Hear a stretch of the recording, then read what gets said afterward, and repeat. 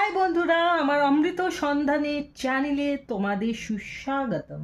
তো আজকে আমি যাদের রিডিং করতে চলেছি তারা হলো Virgo, sun, moon, rising and Venus. আর রিডিংটা অক্টোবর মাসের জন্যে। তো চলো দেখে নিই ভার্গো বন্ধুরা, তোমার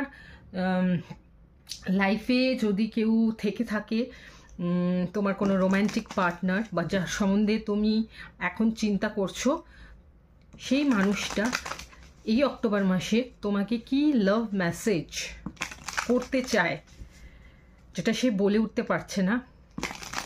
চলো আমরা কার্ডসের মাধ্যমে দেখে নিই যে সে কি তোমাকে বলতে চায়, তার মনের ভেতরের ফিলিংসটা কি। যদি সে তোমাকে মেসেজ করতো তাহলে সে কি বলতো।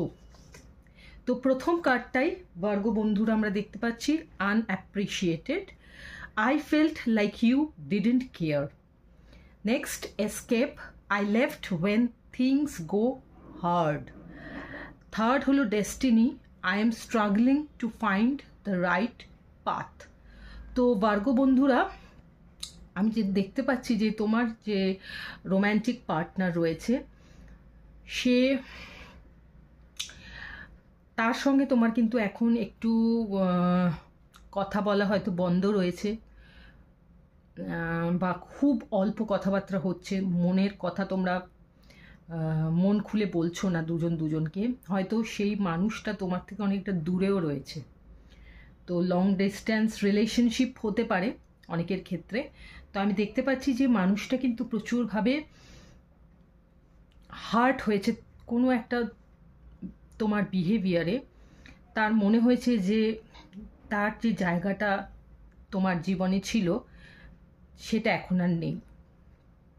যে কেয়ার, যে ভালোবাসাটা তুমি তাকে এতদিন দিয়ে এসছো, সেটা অভাব সে ফিল করছে এখন। এবং সেই জন্য হয়তো সে তোমার সঙ্গে এখন কথা বলছে না, বা তোমাদের ব্রেকআপ হয়ে গেছে, সেটাও হতে পারে অনেকের ক্ষেত্রে। বা ব্রেকআপ হয়নি কিন্তু যে বন্ডিংটা ছিল সেটা এখন আর নেই। কিন্তু যাই হোক, সে মানুষটা যদি তোমার থেকে দূরেও গিয়ে থাকে, সে কিন্তু সবসময় তোমার সম্বন্ধে চিন্তা করছে এবং সে নিজেকে হিল করার চেষ্টা করছে, স্ট্রাগল করছে যে কোনটা তার ডেস্টিনি সেটা বোঝার জন্য, যে অ্যাকচুয়ালি তার জীবনে তোমার গুরুত্ব ঠিক কতটা। সে কি আবার নতুন করে তোমার সঙ্গে রিলেশনশিপে আসবে? তুমি কি সেই মানুষটা যার জন্য সে অপেক্ষা করছে? হয়তো তোমাদের দুজনেরই কোনো ব্যাপারে কোনো হিলিংয়ের দরকার আছে। তো এই বিষয়ে সে অনেক চিন্তা ভাবনা করছে। তো যদি সে তোমাকে মেসেজ করতে চায় এই অক্টোবর মাসে, তাহলে তার